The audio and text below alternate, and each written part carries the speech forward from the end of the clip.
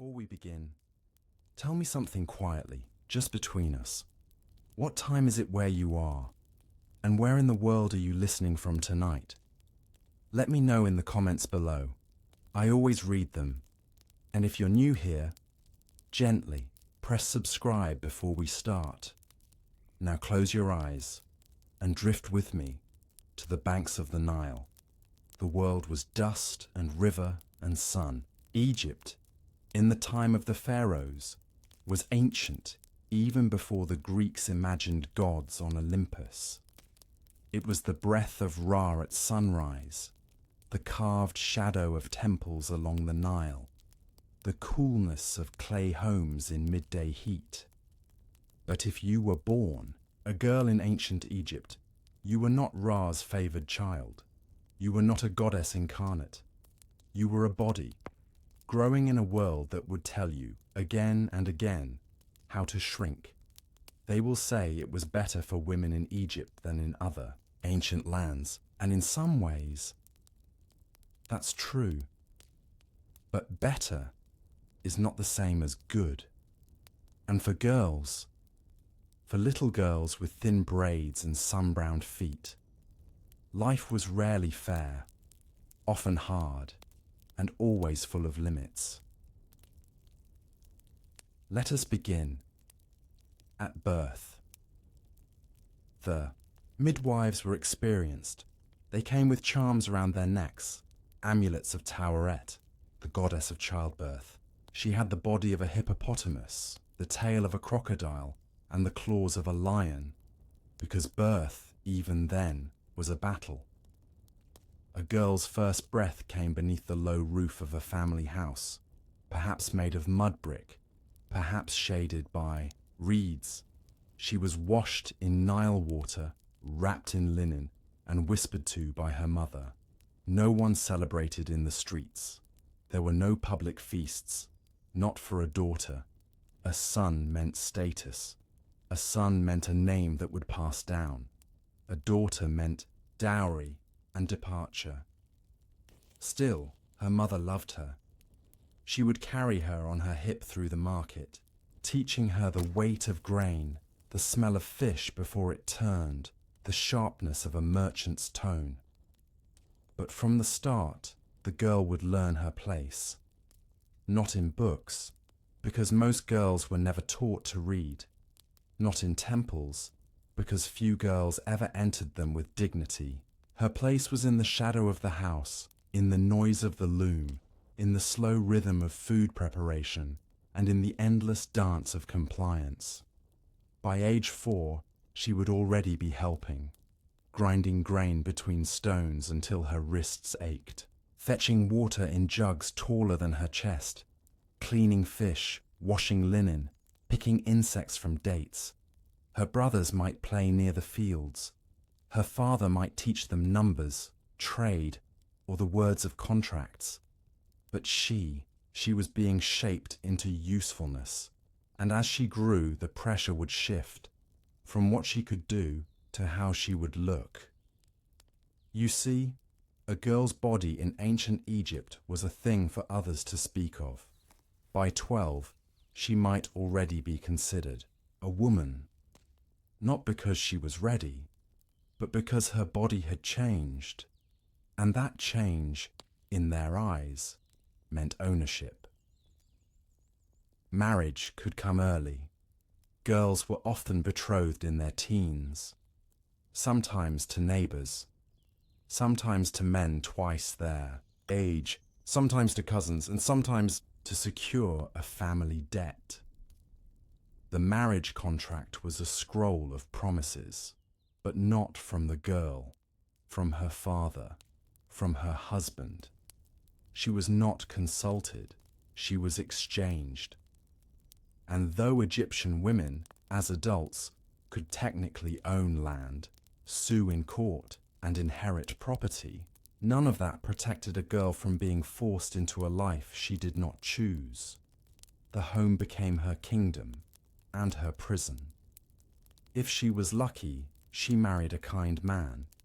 If she was not, she bore his children while enduring his rule.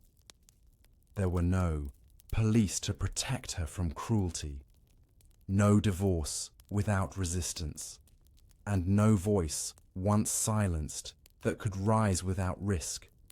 Even her fertility, the sacred power of new life, was measured, judged, and feared. If she could not produce sons, she might be cast aside, blamed, mocked, even cursed. Infertility was considered a spiritual failure, not a biological mystery, and should she die in childbirth, which many did, her name would fade quickly, unless her family had status enough to inscribe her into eternity.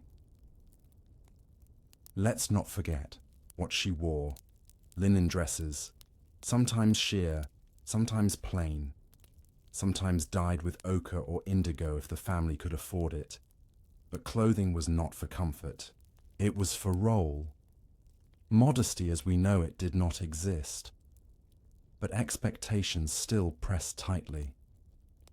A girl was expected to be clean, beautiful, and quiet. Not because it helped her, but because it made her desirable. Even beauty was a kind of prison, and then there were the taboos. A girl in menstruation was impure, not in private, but in religious terms. She could not approach the sacred spaces. She could not handle certain foods. She could not even cook in some households until the cycle ended. There were no hygienic products, no dignity, and no privacy, only cloth, soaked and wrung and reused. Only shame, passed down like inheritance. If she grew old, and not all did, her role would shift once again. The grandmother, the matron. She would become wise, yes, but often invisible. Useful in memory, but not in presence. She might teach her granddaughters to grind grain, to knead dough, to braid hair. But no one asked her opinion in the temples. No one carved her face on the tomb walls. No one prayed to her name. And if she died before her husband, she might be buried far from him, unless she had borne him sons, unless she had mattered by their measure. There are exceptions, of course. Noblewomen, priestesses, a few queens, but for every Cleopatra, every Nefertiti, there were 10,000 girls whose names we'll never know. Girls who bore the heat, the hunger, the expectations. Girls who watched their brothers rise while they stayed kneeling. Girls who learned to survive by silence. Tonight, we remember them. Not the queens in golden collars, but the barefoot daughters of the Nile, who dreamed, even quietly, of something more. The Nile never stopped flowing. It curved and twisted and spilled itself across the black earth, flooding predictably each year, leaving behind rich silt. It gave Egypt life, crops, fish, water to drink. But for a girl living along that river, there was no such rhythm in her world. Only the rush of expectation and the slow erosion of choice. As a girl aged into adolescence, her world narrowed further. Not physically. She still walked to the market, still fetched water, still helped, with harvest during planting season. But socially, the gaze of others became heavier. Every interaction was observed. Every behavior commented on. A neighbor might note how she stood, how she laughed, how she looked at someone. Her mother would warn her, gently or sharply, that others are watching. Because they were. Honor in ancient Egyptian households was not just a man's possession, it was a girl's burden. Her behavior, her appearance, her voice, all became tokens of the family's standing. If she spoke too freely, if she was seen alone, if a man smiled at her too long, even if she had done nothing wrong, it could tarnish her family's name. So silence became safety. Modesty became armor. A girl's body was not her own. It belonged to the reputation of her bloodline, and as such, it was policed in quiet, invisible ways, through glances, reminders, rituals, restrictions. By the time she was 12 or 13, her menstrual cycles would begin, if they hadn't already, and with it came a quiet shift in how she was treated. In some households, she was celebrated in a small way, a sign that she could become a mother. In others, she was simply given more chores, more privacy from her brothers, more whispered warnings from older women, but no education. Because reading in ancient Egypt was a sacred skill, reserved for scribes, priests, and bureaucrats, and scribes were almost always male. The skill was passed down from father to son. Girls were excluded unless born into powerful households, and even then, rarely. A girl could learn to count. She might learn to recite household prayers, but to read hieroglyphs, to interpret scrolls, to write her name in sacred ink, almost never. So her story, her voice, was left out. Not because she had nothing to say, but because no one taught her how to say it in the language of eternity. And so her thoughts lived and died in her own mind. Her joys were shared only among other women, and her grief was softened with time, but never truly erased. If her father was a craftsman or labourer, she might help with his trade, braiding baskets, sorting clay, trimming papyrus reeds. She might earn small coins in market stalls or as a maid in richer homes. But her name would not appear on the record. Her work, while essential, remained invisible in the scrolls. And if her father died, then her world might collapse. A girl in a fatherless household had few protections. Her brothers might claim control. Her uncles might step in, not always kindly. She could be married off quickly, not for her benefit, but to reduce the burden of her mouth to feed. A child bride, in all but name. Some girls, in desperation, entered temple service. It sounds noble, and for a handful, it was. High status. Priestesses could command respect, especially in service of goddesses like Hathor or Isis. They dressed in linen robes, carried sacred objects, even presided over rituals. But for most, temple service meant ritual cleaning, cooking, washing idols, maintaining purity, living a life shaped by rules they never wrote. And if their purity was questioned, even falsely, they could be cast out, or worse. Then there were the entertainers. Some girls, beautiful and agile, were taught to dance, to sing, to play the sistrum, a sacred instrument. These girls performed at feasts, temples, and sometimes before the nobility. They wore elaborate eye makeup, jewelry, and transparent linen. Their movements were praised, their beauty admired, but they walked a narrow path. To be too graceful was to be watched. To be too admired was to be desired, and desire in ancient Egypt was dangerous for a girl. It could bring protection from a patron, or punishment from a jealous wife. Because in private, entertainers were not respected. They were whispered about, assumed to be loose, touched without permission, spoken of without care.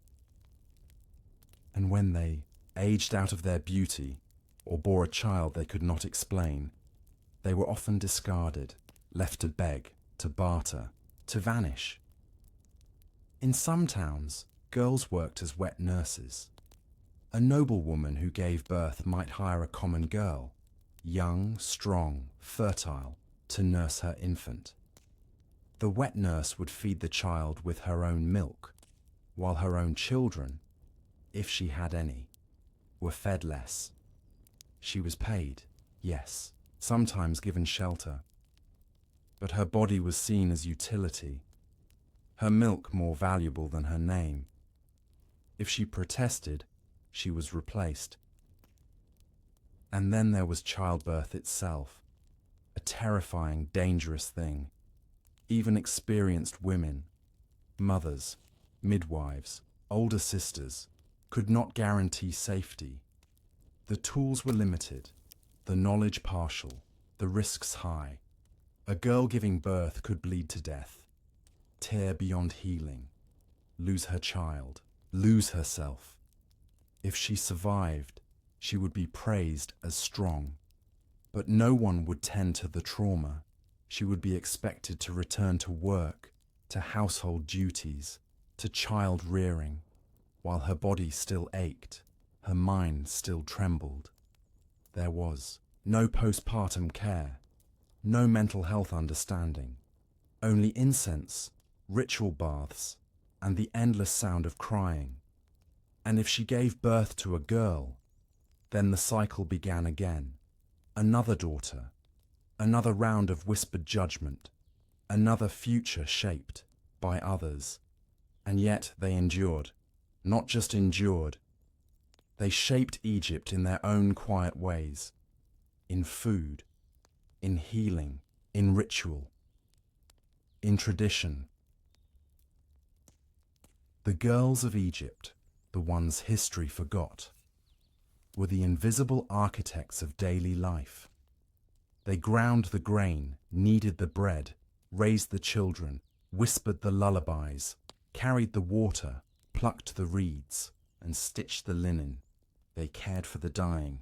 They buried the dead. They taught the next ones, and they did it all in shadows, never asking for praise, rarely receiving thanks. But even shadows leave traces.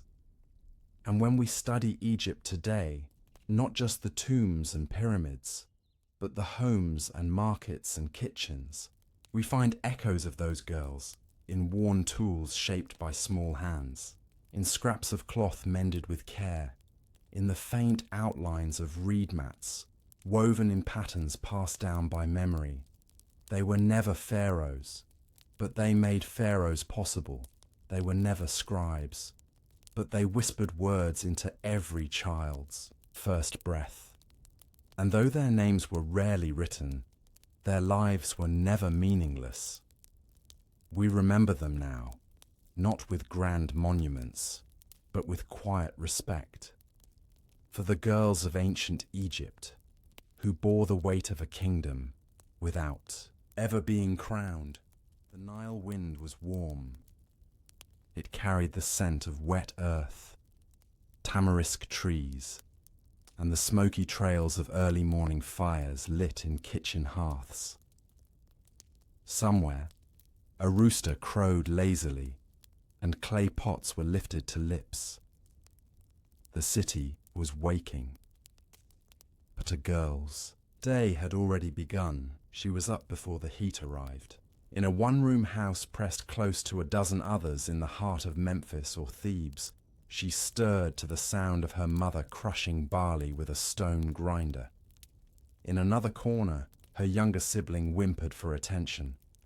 There was no luxury of private rooms, no painted walls or papyrus scrolls, just the smell of dust and sweat and the heavy reality of living in the lowest tier of the social pyramid.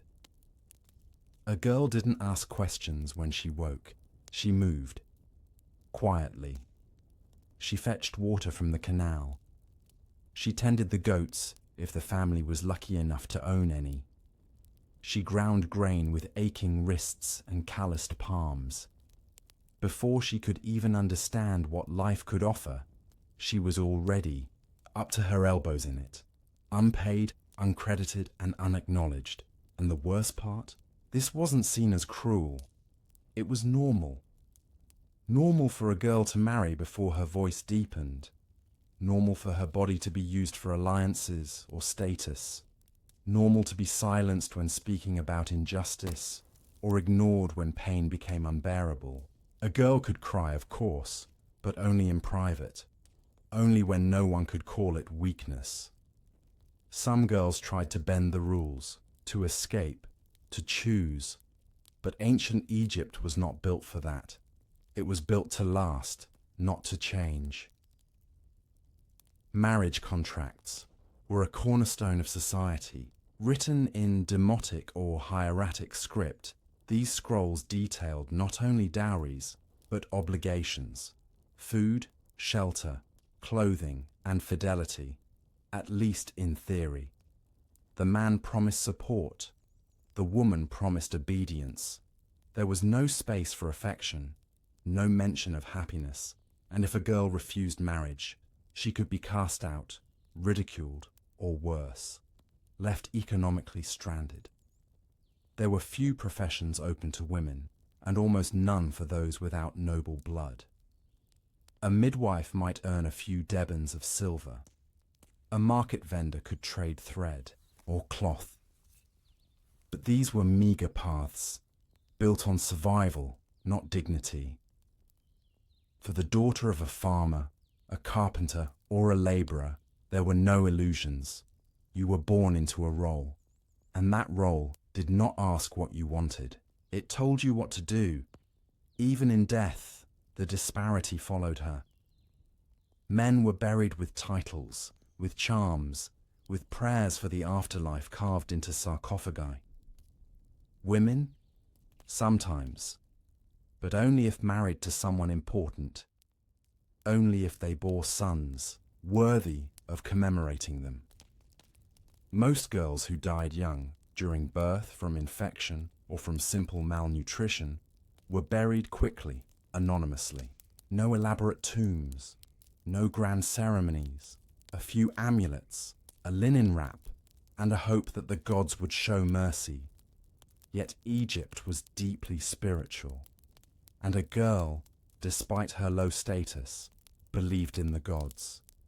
She prayed to Hathor for protection, to Isis for wisdom, and to Taweret during childbirth. She wore charms not for beauty, but for survival. Her bangles were made of faience, her necklaces of beads traded for with what little her mother could spare. Every gesture was a plea for safety, but belief did not guarantee safety. Temple spaces were male-dominated. Priests held knowledge. Scribes recorded truth. Girls were taught to listen, not to speak. In sacred rituals, they could participate as dancers or incense bearers, but never as equals. They touched the divine through indirect means, by cleaning its statues, by pouring libations, by serving those chosen to speak for the gods. What's worse, their bodies were treated like spiritual vessels, but only selectively. During menstruation, girls were labeled ritually impure. They could not cook for temple offerings. They were excluded from public prayer. In households, they were excused from chores, but not out of kindness. It was a superstition, not compassion. The blood was feared, misunderstood, stained with suspicion. There were no cloth pads, no baths drawn with essential oils unless you were rich. For the common girl, it meant staying home, folding old cloth, managing pain in silence, and returning to work the moment it ended, because no one asked if you were ready. And what of love? It existed, yes. Egyptians wrote poetry, left graffiti, with longing words, and composed love songs still studied today. But love rarely mattered in the life of a poor girl. Marriage was utility. Partnership was economic. A girl might admire the boy who helped her carry water or trade glances with a fellow servant during a festival. But this was dangerous. Her reputation could be ruined by rumor. She could be married off faster to preserve appearances. Her body, once again, used to protect her family's honor, not her own future. Even motherhood, perhaps the most celebrated role, was often brutal. A girl became a mother far too young, with no understanding of anatomy, no control over spacing, no guarantee of support. If her husband died, or abandoned her, or took another wife, she was left with mouths to feed and no legal recourse. Some mothers worked in spinning rooms or dye houses while carrying infants on their backs. Others left children with relatives to walk hours to sell grain in city markets. Every breath was survival.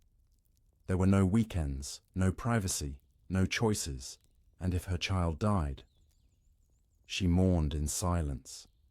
Loud grief was seen as weakness.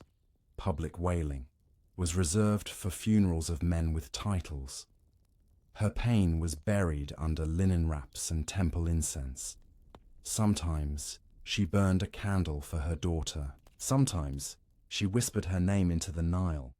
Sometimes she carried the weight of loss in her bones for the rest of her short, hard life. There were exceptions: noble girls, royal daughters, priestesses of elite bloodlines. But even among them, freedom was limited.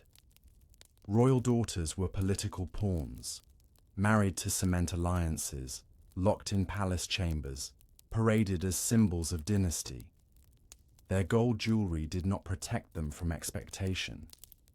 Their beauty did not insulate them from fear, and they were watched more closely than anyone.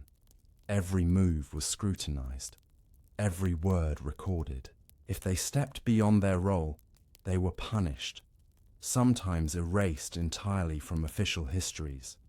And yet, there is one truth that endures. Girls were the soul of Egypt's survival. They wove the linen, they planted the reeds, they taught the children. They passed down medicine, midwifery, myth. Their names may not fill the temple walls, but their fingerprints are in every home's hearth. Their lullabies are carved into the rhythm of the Nile's breath. Their sorrow, quiet, lifelong, shaped a civilization that never noticed their sacrifice. So tonight, as we drift through their world, we honor not the stone statues or golden masks, but the barefoot girls who carried Egypt forward. One grain of wheat, one moment of dignity, one whispered prayer at a time. Before we go further, take a breath. What time is it where you're listening? And what corner of the world are you drifting off from tonight?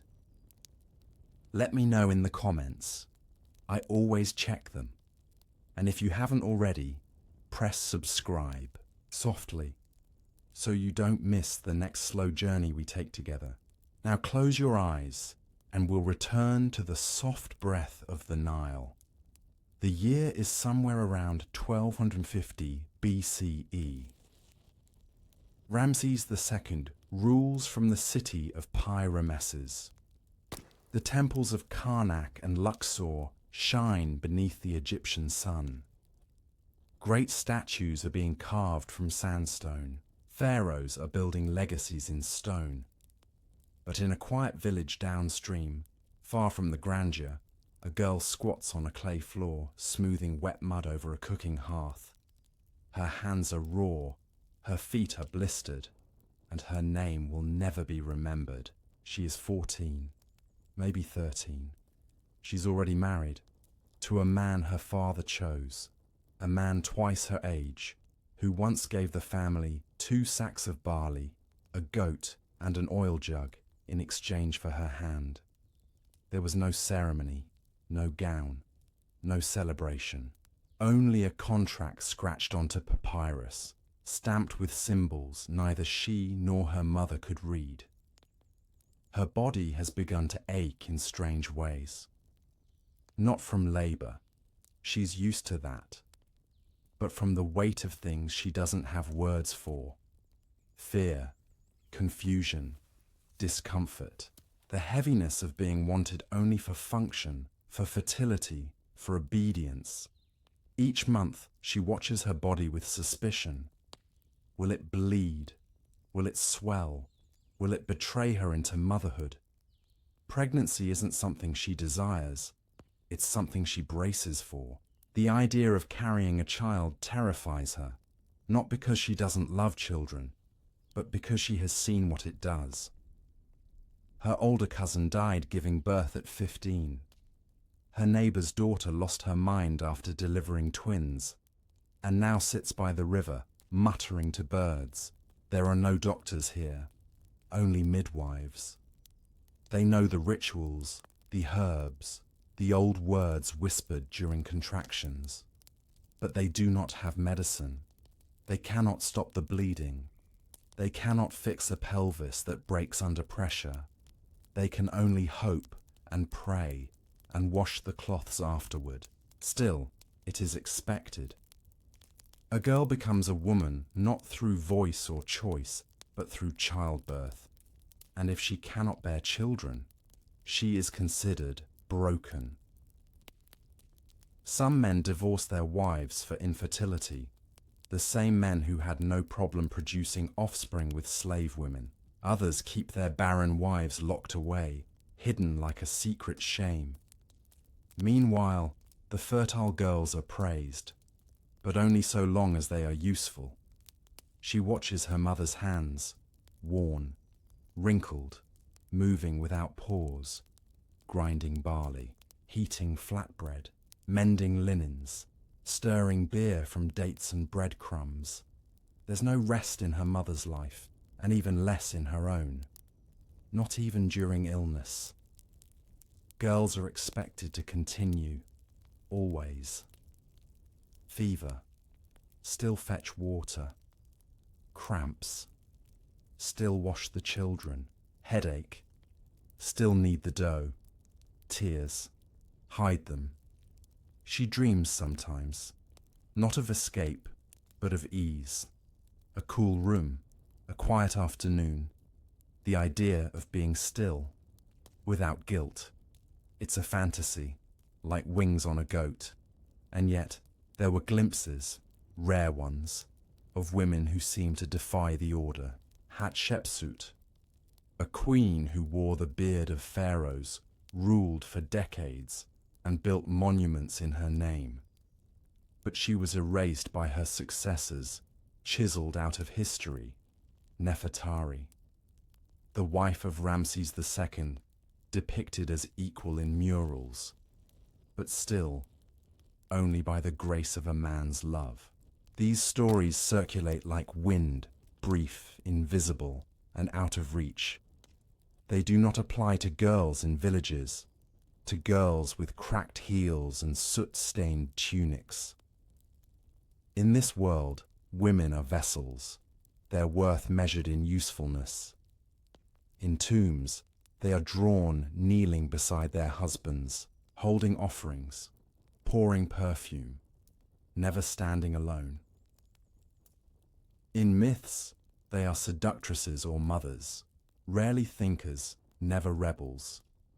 A girl wants to believe otherwise, but every hour reminds her. When she walks alone, she is watched. When she speaks loudly, she is shushed. When she laughs freely, someone frowns. Her grandmother tells her stories of a time when women were sacred, when goddesses ruled the sky and the moon bled with them. But even the goddesses had to suffer. Isis was betrayed. Hathor was tamed. Tawaret, the goddess of childbirth, was feared more than loved. Divine or not, women were expected to serve. Sometimes, this girl dreams of learning to write. She watches the temple boys with their reed pens and ink pots. She tries to trace the symbols with her finger in the dust. But if she's caught, her father scolds her. "You don't need to read to make bread," he says. You don't need ink to raise children.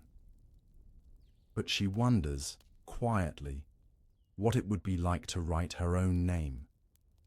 Not for praise, just to exist somewhere, because no one writes her name.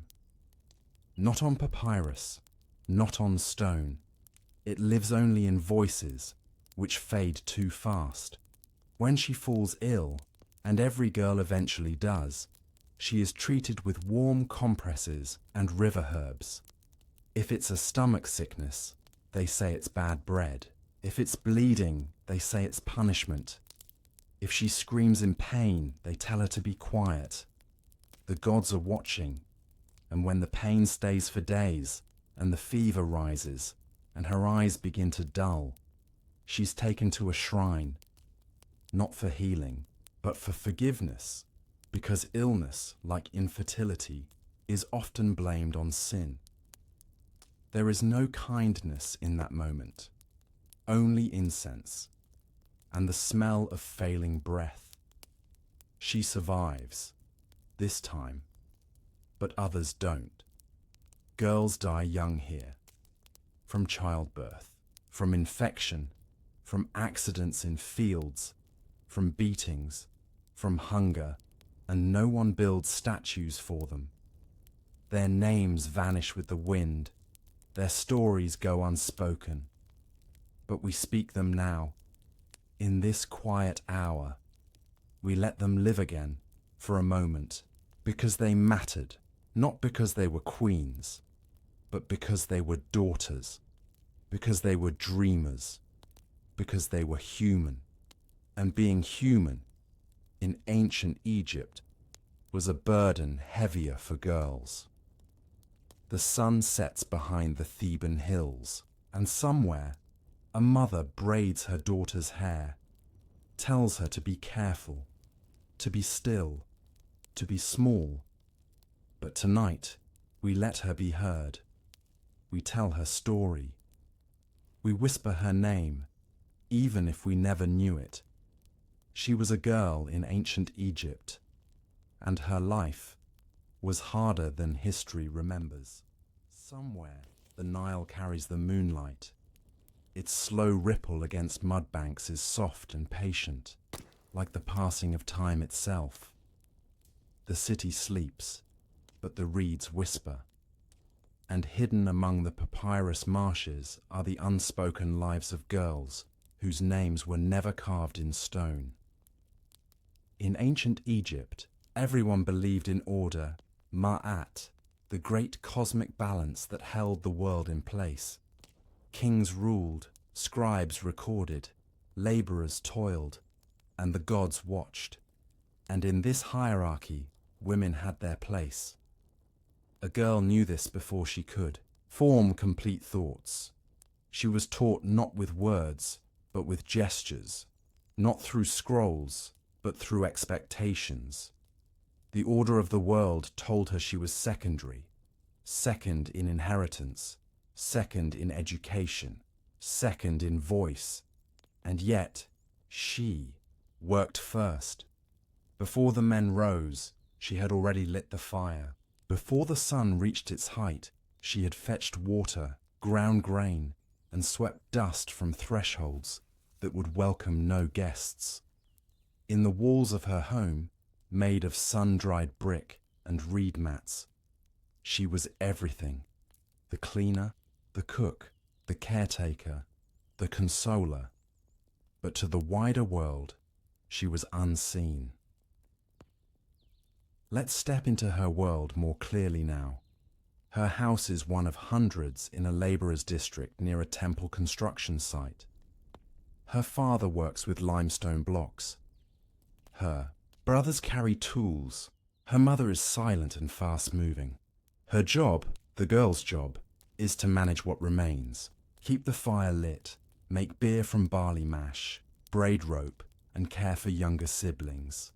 She is only 10 years old, and already her life is predictable. At 13, she will be promised, not asked, not courted, promised by contract. Her father will sign or maybe only speak the agreement aloud in the presence of witnesses. There may be no record, just a shared understanding. Her husband might be 20 or 30 or older. No one asks how she feels about this. There is no concept of consent as we understand it today. A girl's silence was her only form of permission, and silence was expected. On her wedding day, she won't wear white. She'll wear clean linen if possible. A necklace of beads, perhaps gifted by her mother or an aunt. Her hair will be braided, her hands washed, her eyes downcast. There will be no music, no feast unless the family can afford one. And after the ceremony, if one exists, she will go to a new home, where her role is immediate and clear: to serve, to bear children, to remain. Let's pause here, because bearing children in ancient Egypt was no simple task. It was a gamble. There were no hospitals, no prenatal care, no antibiotics, no surgical tools. Midwives helped, wise women with experience and rituals, using honey, salt, incense and prayers to the goddess Taweret or Bez. They squatted beside the labouring girl on bricks, literally known as birth bricks, to support her knees as she pushed. They chanted, they rubbed oil, they begged the gods. But when labour went wrong, when the baby was stuck, or the bleeding wouldn't stop, or the girl screamed until her breath was gone, there was little anyone could do. Some mothers died within hours. Others were left with injuries they never recovered from, torn muscles, permanent pain, or shame. Because injury was sometimes treated like failure. If she could not birth again, she might be cast aside. Her husband might take another wife. Her role, already fragile, would be diminished further. And still, even if she survived, life did not become easier. A girl who became a mother was expected to mother without pause. Nursing, cleaning, feeding, teaching, all without formal rest. There was no maternal leave, no support network beyond other women in the household, if she had any. If her husband was kind, he would not interfere. If he was cruel, he would criticize, control, or strike. Yes, domestic abuse existed. There are writings, rare, scattered, that refer to women being beaten. It wasn't widely condemned unless it resulted in death. And even then, justice was inconsistent. A girl might appeal to village elders. She might flee to a family member. But if the man was of higher status, she had few options. The law was not on her side. Egypt had laws. They were complex, even ahead of their time in some ways. But they were written by men, interpreted by men, enforced by men. And when girls broke the rules, even unknowingly, the punishment was swift. If she was accused of adultery, even falsely, she could be disfigured or divorced. If she stole, even out of hunger, her hand might be bound in shame. If she tried to flee her role, she might be forced back, or worse. In some cases, girls were enslaved. Not all Egyptians were free. Some girls, especially from conquered regions, Nubians, Syrians, Libyans, were taken as captives, bought or gifted to noble households. They were dressed in servants' linens, given new names, told to forget the old gods. They served noble women, fed their children, cleaned their feet, listened silently, and were forgotten just as easily. Some rose in position, rare but possible. A few became wet nurses to royal heirs. Others were sent away when they aged, cast out with no possessions. There were no endings with dignity. Even in burial, girls were unequal. The wealthy were embalmed, their bodies wrapped with resins and sacred oils. Poor girls, especially those who died young, were wrapped in linen, scraps, and buried in shallow graves. No charms, no offerings, only silence. And yet, they endured. In the humblest homes, girls still sang to their infants. They told stories of gods and monsters. They whispered wisdom passed down from grandmothers.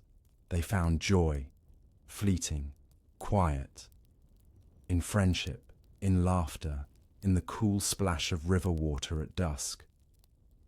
Sometimes they carved tiny drawings on potsherds, a flower, a bird, a name, there. Rebellion was subtle, learning a song in another language, hiding a papyrus scrap, teaching their daughters how to stitch, not just serve. In the quiet spaces between the official history, they lived, not as queens, not as priestesses, but as girls. Girls who survived, girls who dreamed, girls who hurt. And tonight, as the Nile continues to whisper under the stars, we remember the weight they carried, the beauty they created, the pain they bore, the dignity they held without reward. For every girl whose name was never written, we write it here in silence.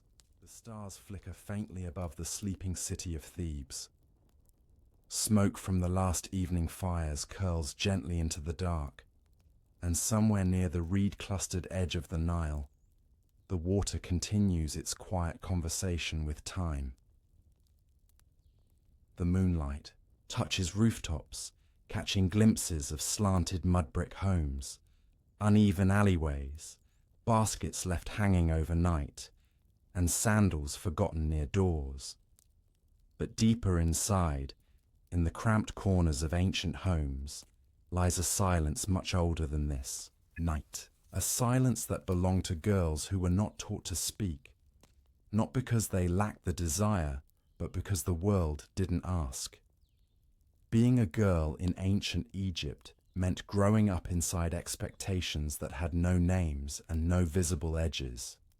It meant becoming useful before becoming aware. It meant shaping your hands to the rhythm of labor before they even finished growing. Let's sit beside one such girl again. She is 11, maybe 12. Her limbs are lanky, her thoughts often private. Her life is tied to the flow of daily chores, but her mind drifts sometimes, especially when her hands are busy weaving flax threads or mashing dates into a paste for beer. She wonders what's beyond her home, not just in miles, but in possibility. Can she ever leave? Could she ever learn to write like the boys in the temple school? Could she ever speak her thoughts aloud without being hushed? But she knows the answers. They're woven into her days. No, not likely. Not unless someone gives her permission. And even then, it would come with a price. The freedom that boys practiced, to wander, to explore, to learn, to argue, was not hers. She could laugh, yes, but not too loud. She could walk, yes, but not too far. She could think, yes, but not too freely. And when her body began to change, so too did the world's view of her. Suddenly, she was no longer just a daughter. She was a future wife, a future mother, a symbol of family reputation. She was watched more closely, corrected more sternly, and at times ignored more deliberately, because her thoughts were becoming dangerous, not because they were rebellious, but because they were real. It was easier to pretend she didn't have them. In temples, the hieroglyphs told grand stories of gods and kings, Osiris, Horus, Ra, men who ruled with might, judged with wisdom, and punished with fire. Even the goddesses, powerful as they were, served in ways that mirrored the roles of women on earth. Isis, the grieving wife; Hathor, the mother; Taweret, the protector of the womb. Each divine figure reflected what society demanded from its girls: loyalty, sacrifice, fertility. Girls prayed to these goddesses, not to gain power, but to survive. In the market, she saw noblewomen wrapped in fine linen, gold bangles clinking softly with each step. She watched them ride in shaded litters, eyes hidden behind dark kohl. But those women were rare, and their luxuries came with restrictions of their own. For the daughter of a craftsman, or a butcher, or a field worker, life was far less adorned. Her tunic was plain, her sandals were patched, her jewelry, if any, was made of bone or fired clay, and her time was never her own. She couldn't leave the house without purpose, couldn't sit idle, couldn't rest unless someone else rested too. She was expected to move, to prepare, to assist, and to do it all quietly. In many homes, the girl also became a caretaker, not just to her siblings, but to aging parents or sick relatives. Before she ever had her own child, she was mothering others. She wasn't trained, just expected to figure it out when illnesses came, fevers, wounds, stomach sickness. She used the herbs her grandmother whispered about. She chewed myrrh bark for toothaches, smeared honey over cuts, boiled fenugreek leaves for warmth. But these remedies weren't always enough. And when sickness lasted, she stayed awake beside the sick, soaking cloths, saying prayers, not knowing if they would wake up. There was no room for fear, no time for grief. The dead were carried out, mourned briefly, then replaced by more chores. In some seasons, famine arrived. The Nile failed to flood properly. The crops grew thin. The bread was mixed with sand to stretch it. Her belly ached. Her skin turned dry. Her energy vanished. But she still worked. No one excused her. No one slowed down. During these times, families sometimes had to make impossible choices. Which child ate? Which one received new shoes? Which daughter was married off sooner? To reduce the mouths at the table. It was not out of cruelty. It was desperation. Even in cities like Memphis or Heliopolis, where the streets were louder and life seemed fuller, the girl's role did not change. She might have been brought to serve in a larger household, as a wet nurse, a housemaid, a cloth dyer, a servant to a merchant's wife. Her name might never be spoken. Her wages, if any, would go to her father. Her evenings would end in silence, curled up beside other servants, the smell of dye still on her fingers. Some girls were taken to temples as servants to the gods. There, they cleaned the statues, carried incense, prepared offerings. They were told this was an honor. And in some ways, it was safer than marriage.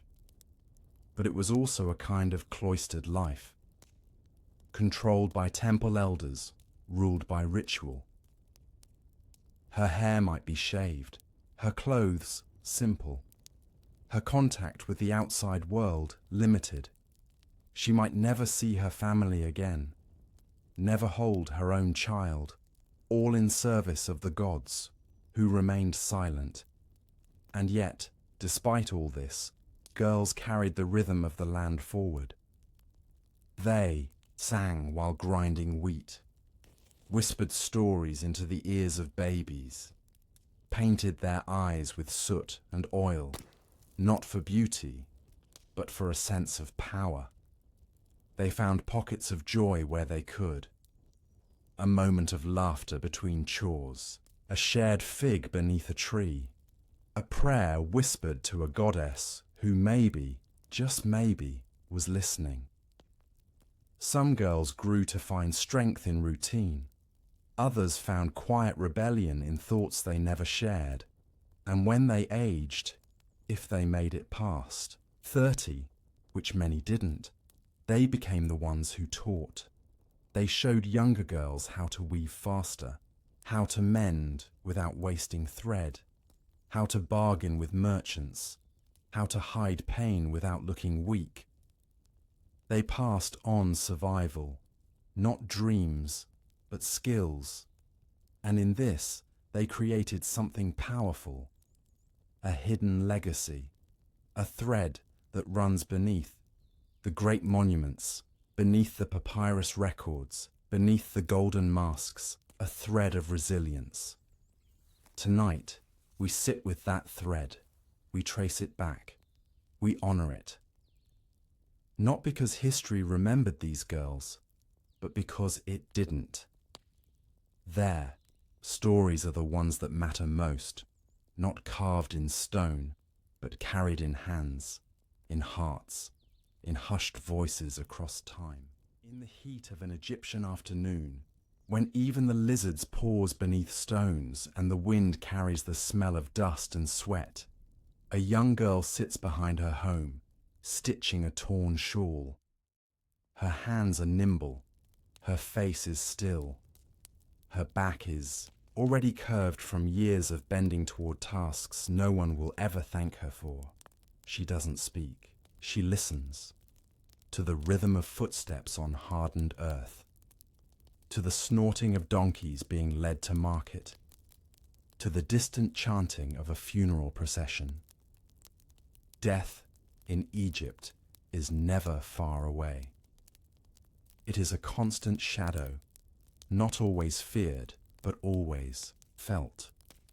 And for girls, it sometimes comes even before old age can arrive.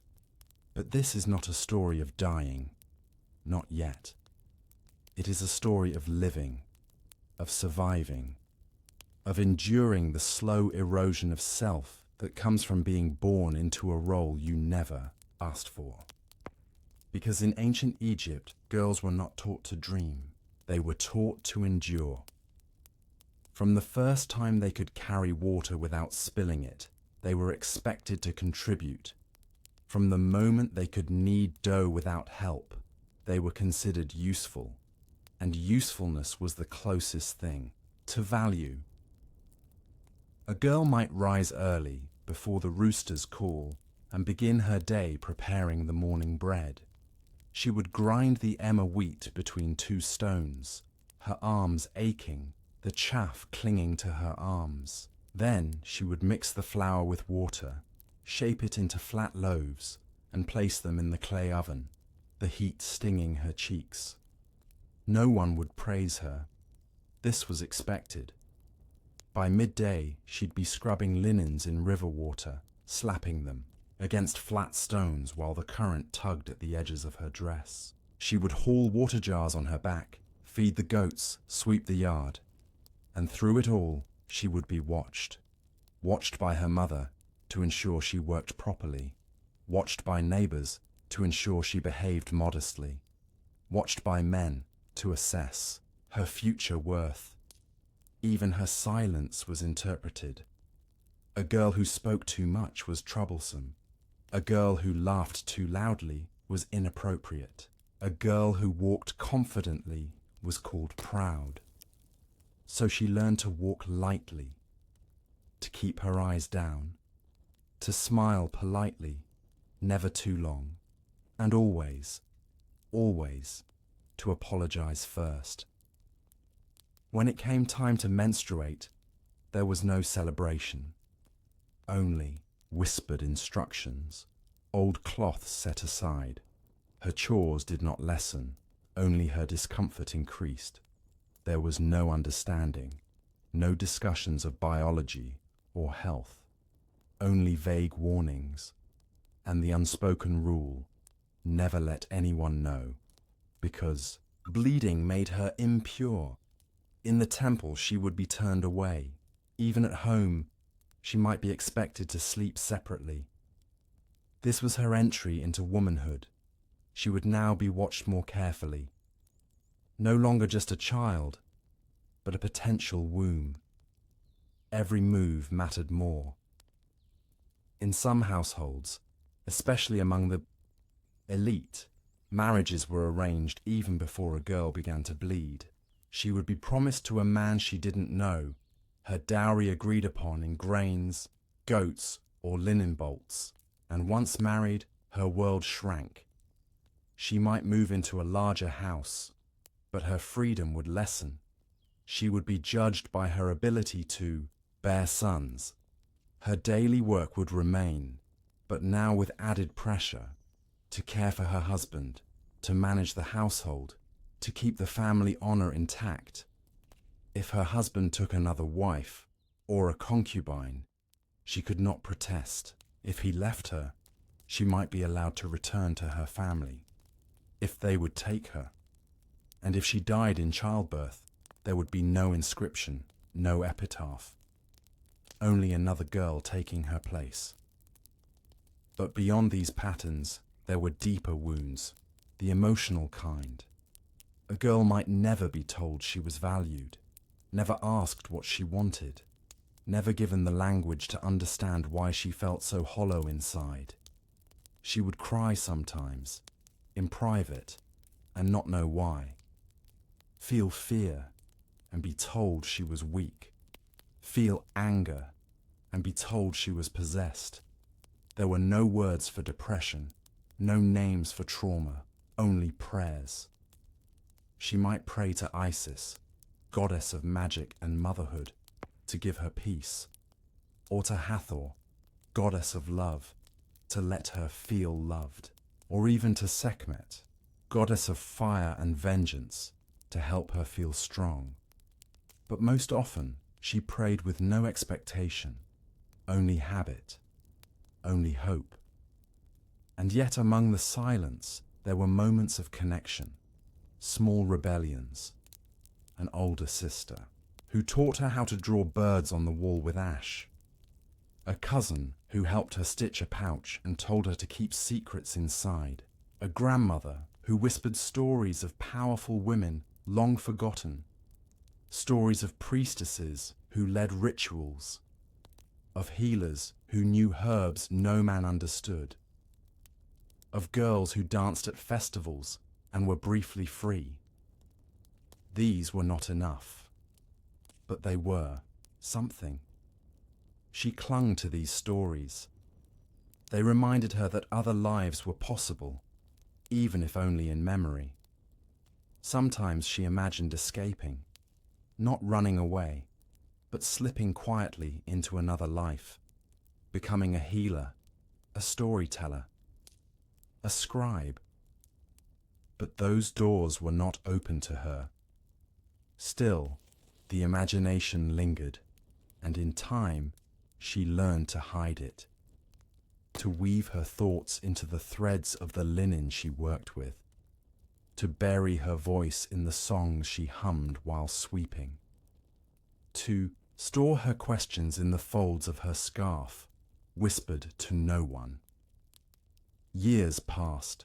She grew into a woman.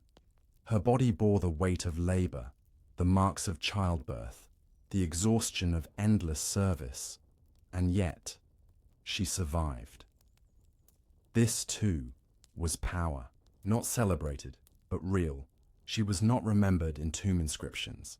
She left behind no scrolls, no jewelry etched with her name, but her life echoed in the children she raised, in the bread she made, in the floors she swept clean. She existed.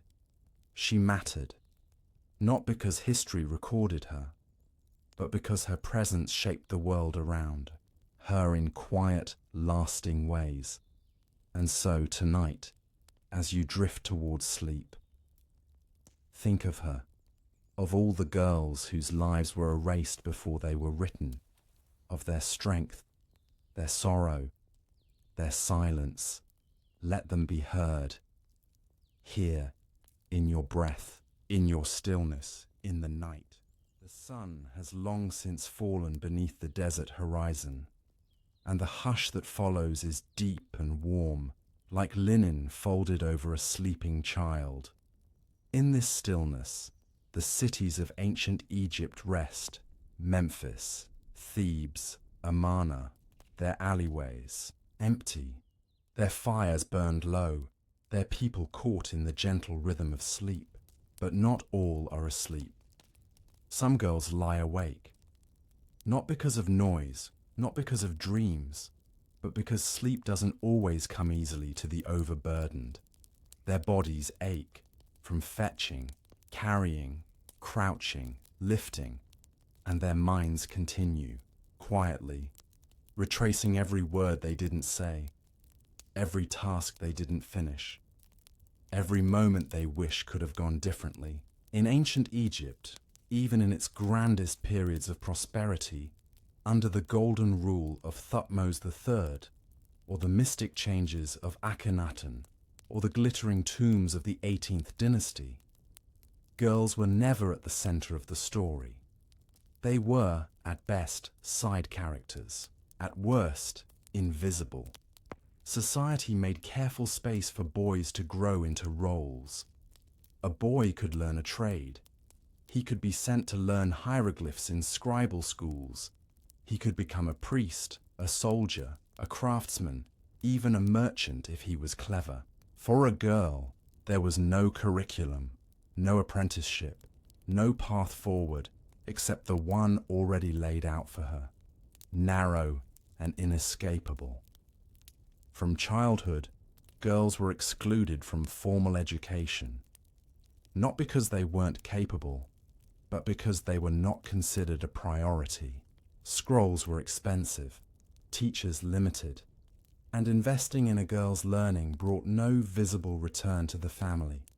Instead, she was taught informally, by watching, by doing. She learned how to manage a household before she could recite a single line of poetry. She learned how to quiet a crying baby before she was ever praised for anything she did.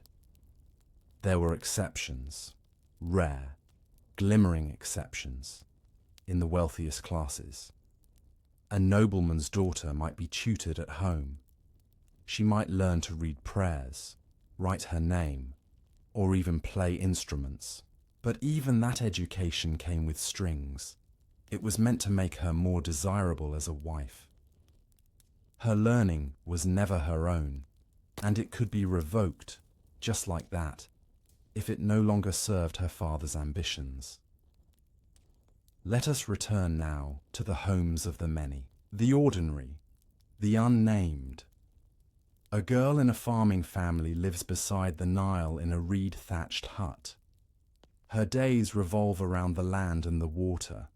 She rises with the sun, not because of any ceremony, but because the work waits for no one. She feeds the chickens. She gathers herbs for her mother's broth. She checks for snakes near the firewood pile. These tasks may sound small, but they're not.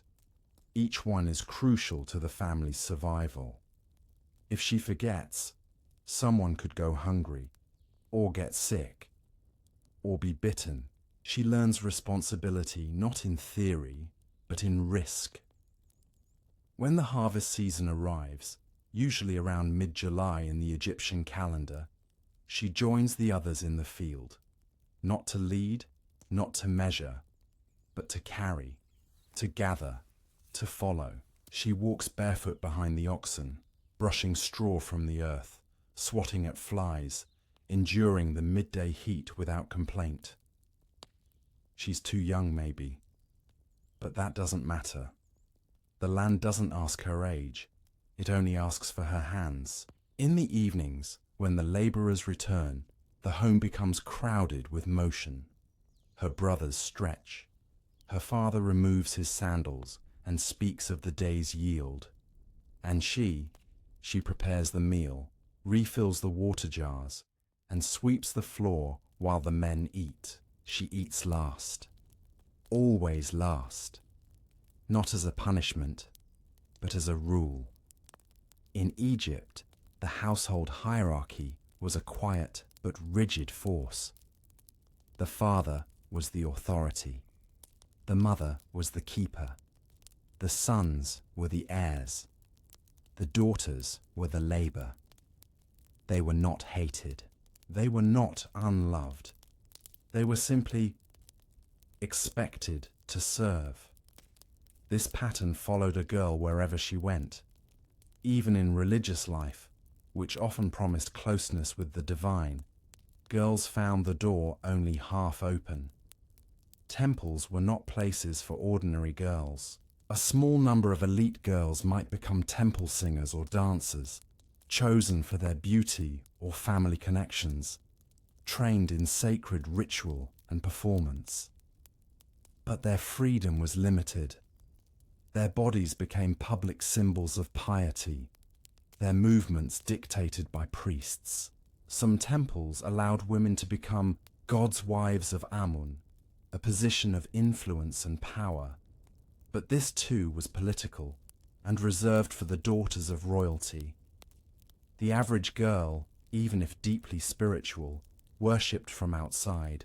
She brought offerings, a bowl of milk, a small loaf, a bead. She whispered prayers to the goddess Hathor. Please protect my mother. Please send rain. Please make the pain go away. These prayers were sincere. They were also unanswered more often than not, and when tragedy came, as it often did, it was girls who bore the brunt. When a family member died, it was the girl who comforted the others. When a parent fell sick, it was she who gave up sleep to tend the fire and grind medicine. When there was no food, she would be the first to pretend she wasn't hungry. She did not complain. Not because she lacked the words, but because complaining changed nothing. Her world did not reward protest. It rewarded endurance. And so, she endured. Some girls married early and bore children of their own before their bodies were ready. Some died in childbirth, alone, quiet, buried in the sand without a name. Some lived into middle age, hardened by time, hunched from years of labor, their skin marked by the sun. They were respected in their communities, not for who they were, but for what they had done. They had outlived their usefulness, perhaps, but they were still useful. They could now teach, and so the cycle repeated. Girls teaching girls how to serve, how to survive, how to stay silent, and yet there were glimmers, always glimmers. A fragment of a poem carved on pottery, signed by a girl's name. A mirror buried with a young woman, suggesting she once looked at herself with care. A scarab amulet, worn thin, passed down from grandmother to granddaughter, as if to say, I was here, I survived. So can you. Tonight, that memory drifts through the air like incense. Not heavy, not loud, just present. The girls of ancient Egypt, the ones forgotten by scrolls and scholars, deserve to be remembered not just for their suffering, but for their subtle power. They kept homes running, they nurtured, they protected, they held memory quietly. And now, in this moment, they are no longer invisible. Their lives, though marked by hardship, mattered. Their stories, though buried in sand, are now part of the night. Morning breaks gently over the delta. The air is still cool, but the promise of heat already hangs on the horizon. In a village just north of Bubastis, the first clatter of work begins. Wooden sandals slap against packed earth. Chickens rustle in reed pens. A clay jar tips, water spilling softly onto dry stone. And in the middle of this slow-motion storm of activity is a girl, maybe 13, maybe younger. She doesn't count her birthdays. They're not marked, not celebrated, not like the birth of a male heir, which would have warranted a feast, gifts, perhaps even the hiring of musicians. For her, life doesn't revolve around milestones. It revolves around thresholds. The first time she bled, the first time she carried water alone, the first time someone told her she would be married. That's how time passes for girls like her, through changes that aren't hers to choose. Her name won't be written anywhere. Not in temple records, not on the walls of tombs, not even on scraps of old papyrus, but she exists fully, in action, in burden, in care, and she exists within a system that doesn't ask who she is, only what she can do. That morning, her tasks begin before the sun clears the tree line. She mixes dough for the first loaves of the day. She sharpens a bundle of rushes to use as brooms. She wipes soot from the family shrine with a corner of her tunic.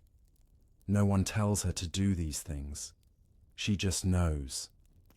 It's expected, like breath, like sunrise. There is a myth, long whispered in the temples, that ancient Egypt treated women better than other ancient cultures, that girls were equal, that they could own land, inherit wealth, initiate divorce, run businesses, and on rare occasions, yes, this was true, but only for a very small few.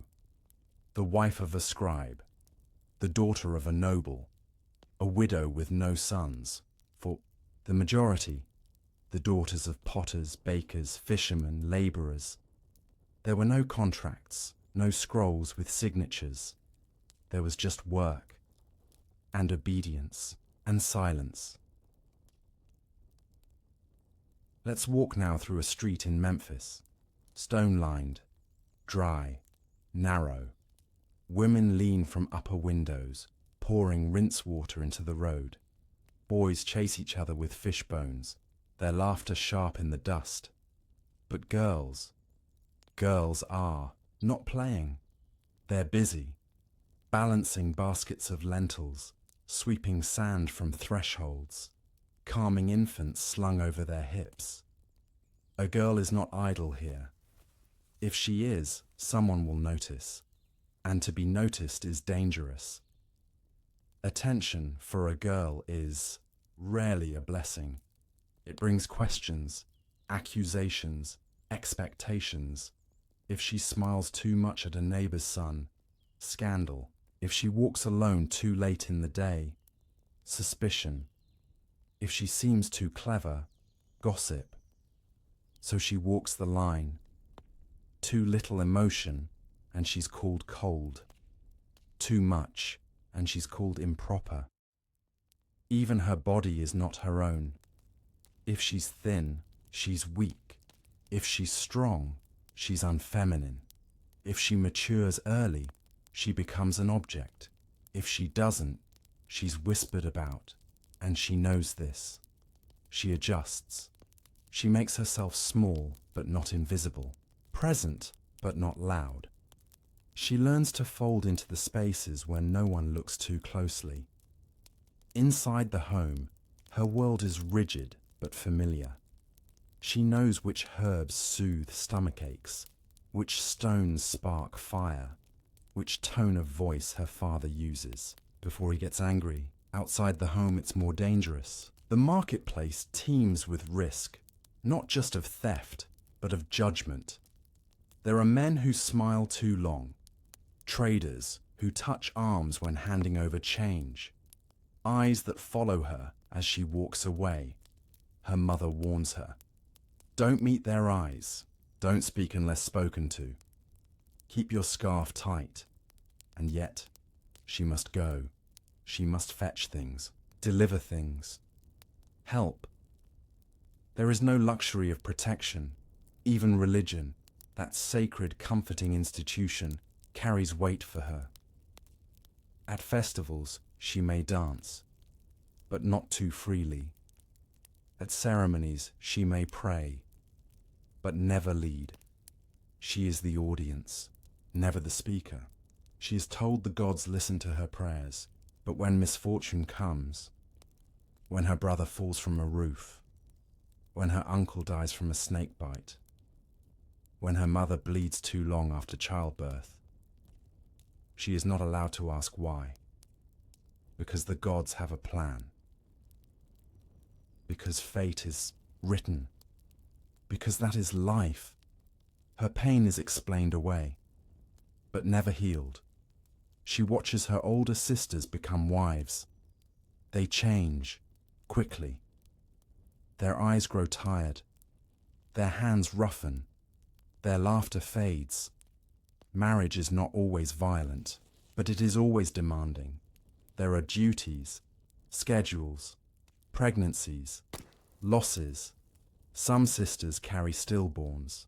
Others die in labor. Some are married to men twice their age. Others to cousins. None by choice. Marriage for her is not love. It is transaction. She knows this. She has seen it, and so she dreads it, but says nothing, because to speak is to risk shame, and shame in her world is heavier than truth. Sometimes she dreams, not in the way we understand dreams, not castles or riches or escape. Her dreams are simple, a small room of her own, a morning without pain, a husband who doesn't strike, a child who lives. These are the grandest things she dares imagine. And in this way she finds peace, not through hope, but through endurance. She continues, and over time, this endurance becomes her quiet strength. She learns to teach others, younger girls, cousins, nieces, how to fold cloth without creases, how to recognize spoiled grain by smell, how to keep from crying when punished. She becomes a guide, not because she knows everything, but because she has survived. That becomes her power, her quiet gift. And in this act, this passing on of wisdom, a legacy forms. It's not carved in stone like the names of kings. It's not painted in tombs like the victories of generals. It's not recorded on papyrus like the prayers of priests. But it is real, and it lasts. A whispered piece of advice, a hand on a shoulder, a shared look of understanding. In these small acts, girls held each other up. They were not celebrated for it, but they endured because of it. So tonight, as you rest, let their strength drift softly into your room. Let their stories settle into your breath. Let their resilience carry you gently into sleep, because their lives, though hidden, mattered, and they echo still in every quiet strength that goes unnoticed. There is a quiet weight to tradition, not the kind held in scrolls or pronounced in ceremonies, but the kind passed silently, hand to hand, like a hot coal no one dares drop. In ancient Egypt, tradition shaped everything. It shaped the buildings, aligned to the sun. It shaped the seasons, ruled by the Nile's flooding. And it shaped the lives of girls, from the moment they took their first breath to the moment that breath left them. They were born into a world that had already decided what they were supposed to be, and what they were supposed to be was useful, modest, fertile, obedient. Even their names often reflected expectations. Neferur, meaning beauty of Re, or Sat Hathor, daughter of Hathor. Named for goddesses, yes, but still defined in relation to gods or men. Let us imagine, now, a young girl named Merit. She is the third daughter of a linen worker. Her home is small, mud brick, one room, shared with 6 others. She sleeps in the corner on woven reeds, beside a pot of lentils and a jug of water. Her mornings begin before dawn. Always. She doesn't own time. Time owns her. She helps her. Mother spin flax into thread. She's not very fast yet, and her mother sighs often, but she keeps trying. Her fingers ache. Her lower back burns. She counts the strands under her breath. This is not play. It's survival. Her brothers, meanwhile, are outside. One is watching goats. The other is learning to shape pottery with their uncle. They run, laugh, curse loudly, and are never once told to be careful or cover up. Merit is 10, and already she understands the rules. When the priest walks past, she must lower her gaze. When her father returns, she must greet him and ask if he needs anything. When her mother scolds her, she must nod and listen. Never talk back, because girls who talk back are seen as dangerous, and danger, for a girl, is never safe. In elite circles, the rules were different, but only on the surface. A girl born into the house of a high-ranking official might have servants. She might wear kohl around her eyes and gold earrings in her ears. She might learn to play the lyre or sing devotional hymns to Hathor, but even in comfort, she was still not free.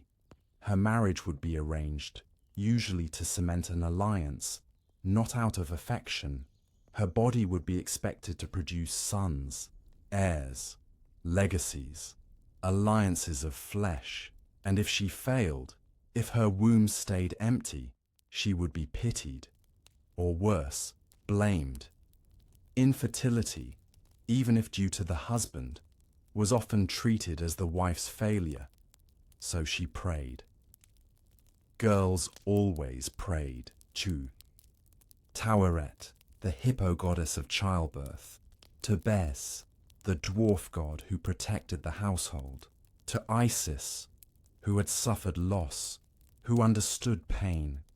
She burned incense. She wore amulets. She did not speak of her fears, only hoped the gods heard the silence. And if the gods did not hear, then she had no choice but to endure. Even childbirth, the most sacred of events, was treated with a mixture of reverence and risk. There were midwives, yes, skilled women who knew how to soothe pain with crushed lotus or honey paste. There were birthing bricks designed to elevate a woman and give her gravity's aid. There were chants, charms, oils, and prayers, but none of it guaranteed safety. Maternal mortality was common. Many girls, now women, bled out in the dirt with no physician, no clean water, no help. Their babies might live or not. Either way, the mother's name was rarely remembered beyond that moment. Let's return now to Merit. She is older, maybe 14. Her breasts have begun to show through her tunic, and her neighbors have noticed. Her father grows tense. Her mother becomes stricter. Her walks outside become less frequent. She is now a problem that must be solved by marriage. A man is chosen. She is not consulted. The man is 27, a carpenter. He has a shop. He needs a wife. Merit brings with her no dowry, only her ability to cook, clean, sew, and bear children. Her wedding is small. No music, no feast, only a quiet departure from one house to another, like a pot being moved from one shelf to another. She begins her married life cautiously. Her husband is not cruel, but he is distant. He expects food at a certain hour, silence at another. He sleeps on a raised platform. She sleeps on the ground beside him. She becomes pregnant within a month. There is no congratulations, only preparation. She begins saving linen for swaddling. She eats more dates. She drinks bitter tea to prevent sickness. Her mother visits once and says only, "Don't lose the child." That is her mission now, not to live, but to carry life. And when she gives birth, alone, in the back room, her screams muffled by cloth, she bleeds more than expected. The midwife frowns. The room grows cold. The child cries. Merit does not. She is alive. But something in her feels gone. She recovers. Physically, emotionally, she becomes quieter, more tired. She still works, still cooks, still prays, but she no longer smiles. This was common. What we now call postpartum depression had no name in ancient Egypt. It was just melancholy, or weakness, or a woman's burden. No one asked how she felt. No one offered rest. She resumed her duties, and the years passed. She bore 3 more children. 1 died in infancy. 2 survived. She taught them to tie knots, to scrub pots, to be careful. And one night, perhaps years later, she sat outside under a sky full of stars and whispered to herself, "I wonder what I could have been." No one heard her, but the words mattered, because in that single whisper, she named something millions of girls have felt across time. The quiet ache of a life lived in service to everyone but the self. And that's what made it so difficult to be a girl in ancient Egypt. Not just the labor, not just the danger, but the invisibility, the absence of choice, the lack of voice. Yet even so, they existed, fully, fiercely, endlessly. Their footprints faded, their names lost, but their stories now are being told. And in telling them, we give them back something they were denied: a presence, a place, a voice. So let your thoughts soften as you drift further into stillness. Let their strength guide you gently, and remember, in the quiet corners of the past, even the most forgotten, lives carried meaning. The Nile is calm tonight, moving in long, patient strokes beneath the moonlight. Somewhere along its eastern bank, a cluster of mud brick homes leans into the stillness, each wall holding the day's heat, each doorway shadowed and quiet. Inside one of those homes, an older girl, maybe 16, finishes combing her sister's hair. Her hands move automatically, carefully untangling strands with fingers calloused by time. She doesn't speak. The younger girl doesn't either. They've done this many times. This is how girls passed time. In silence, in service, in small rituals. But no one called it a ritual. No one called it anything. It was just the expected rhythm of life. In the great temples of Luxor and Karnak, priests recited hymns to gods whose names carried power: Amun, Ra, Osiris, Thoth.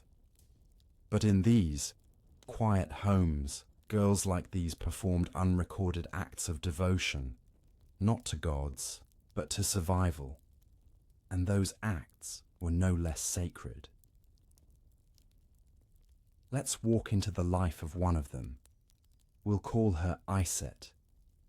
She lives in the reign of Pharaoh Rameses II, a time known for its monuments, its military victories, and its opulence. But Iset has seen none of that. Her world is not carved in sandstone or painted in gold. It is made of clay bowls, woven baskets, and walls patched with cow dung. Iset's mother was married at 12, her grandmother likely younger. And Iset, at 16, is already seen as unusually late to marry. Not for lack of suitors, but because her family cannot yet afford to let her go. She is too useful, too essential.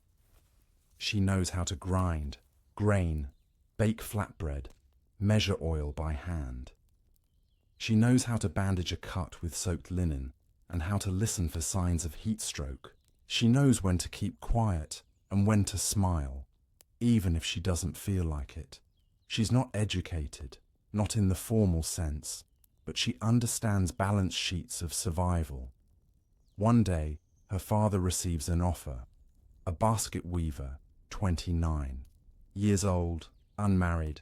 He has a good reputation, no debts, owns a donkey, wants a wife who can work. Iset's father accepts. She is not surprised. No girl ever is. The arrangement was inevitable. What surprises her is the speed. How quickly her things are packed. How quickly the ceremony is done. How quickly her childhood becomes someone else's responsibility. Her new home is not far. Just beyond the ridge near the brick kilns. She can still see the Nile from the rooftop. She becomes a wife that night. No instruction, no gentle preparation, no explanation, just new expectations, new rules, a new person to serve. The basket weaver is quiet, but not unkind. He eats quickly, sleeps often, expects efficiency. He says very little. In the mornings she kneels by the fire to prepare lentils and barley. She stirs with the back of a spoon, watching the steam rise, thinking of her sister, wondering who's braiding her hair now. Within a year, Iset is pregnant. The pregnancy is not easy. There's swelling in her feet, pain in her side. The midwife says to rest more. But there's no such thing as rest in her world. She carries water. She lifts baskets. She kneads dough. In her final month, she wakes every night from cramps. She chews dry lotus root to help with the pain. The labor takes hours, then days. When the baby is finally born, a girl, Iset feels a deep and sudden ache, not from the tearing, but from the knowledge of what she's given this child. Another girl, another body the world will expect too much from. She doesn't cry, she doesn't celebrate. She just holds the child and stares. She names her Dedi, a name from her grandmother's. Line, the child survives. For now, but survival is never guaranteed. Many girls in Egypt died before age 5, from infections, fevers, bites, malnutrition. Medicine was limited, and magical incantations only helped so much. Salt could only draw out so much poison. Honey could only seal so many wounds. Still, Dedi grows. She learns early how to sit quietly while her mother works, how to move out of the way, how to answer only when spoken to. She learns that laughter is for brothers, that running is unladylike, that play is a luxury. And Iset, still young herself, watches her daughter slowly enter the same life she once had. But this time, from the outside, and something shifts in her. She begins to speak more gently, to save bits of date for her daughter, to braid her hair with extra care, to hum to her during naps. These are not revolutionary acts. They won't change the system, but they are resistance in a quiet form. Because in a world where girls are expected to serve, love itself becomes defiance. And through these small gestures, a mother whispers what she cannot say aloud. You matter. You are more than what they expect from you. I see you. These are lessons that aren't written down, but they are remembered, passed on. And this is how strength moved through generations of Egyptian women, not in grand speeches, but in looks, in hands, in breath. Let's look now briefly at the rare women whose names we still know. Hatshepsut, the great female pharaoh, who dressed like a man to claim the throne. Nefertari, beloved wife of Rameses, buried in one of the most beautiful tombs in the Valley of the Queens. Meritptah, perhaps the first named female physician in history, but they were anomalies, outliers. The real story of girls in ancient Egypt is told not by queens, but by those whose names were never carved. The bread bakers, the water carriers, the daughters who kept the family together after mothers died. Their stories live in worn sandals, in grindstones smoothed by decades, in jars mended with pitch. They lived in kitchens and alleys and courtyards, not in palaces. They were not remembered with songs, but they endured. And in their endurance, they became something far greater than monuments. They became the invisible foundation of Egyptian life, because without them, nothing worked, nothing grew, nothing survived. And now, as we walk gently through these memories, we remember that, not as scholars, not as historians, but as quiet listeners, letting their stories fill the spaces where silence used to live, letting them breathe, letting them matter. The sun over Thebes is relentless. Even in the early morning, the light strikes everything flat and hard, draining color from the stone and air from the lungs. In the cramped quarters behind the marketplace, it is already sweltering. The scent of sweat, dates, and dried fish hangs heavy in the breeze. Inside a narrow home with low ceilings and tightly packed sleeping mats, a girl named Satra wakes to another day of doing everything she is supposed to do, without question, without pause, and without praise. She is 15, the second of 4 daughters. Her brother, the only son, is 6, and already treated like a little god. He is being taught to read by a neighbor's son, to write a few symbols, to chant the names of the pharaohs. She is not allowed to join.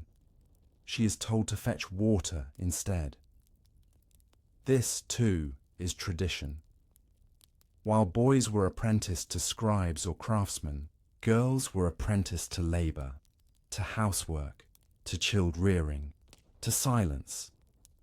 The records from ancient Egypt, on papyri and limestone shards, in tombs and temples, speak often of the virtue of silence in women. One such saying, taken from a wisdom text of the period, reads, "A woman's mouth should not be loud in the house."